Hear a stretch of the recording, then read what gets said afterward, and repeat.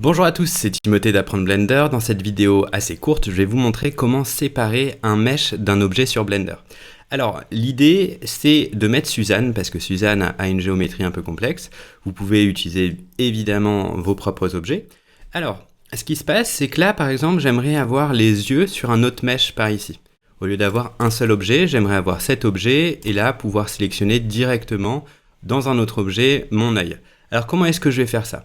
Eh bien, tout d'abord, je vais me passer en Edit Mode, parce que sur l'Object Mode, je ne peux pas sélectionner la géométrie. Donc, Edit Mode.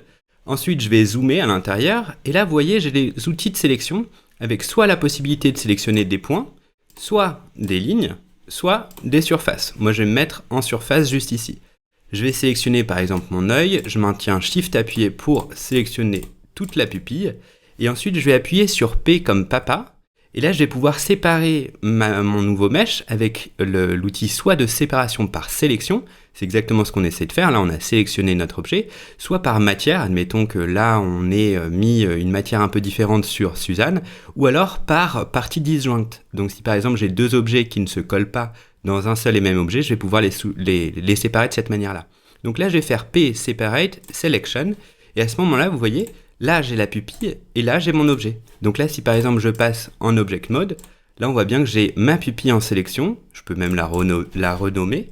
Donc là je vais la renommer pupille ici, et là j'ai Suzanne. Voilà comment on sépare un objet sur Blender.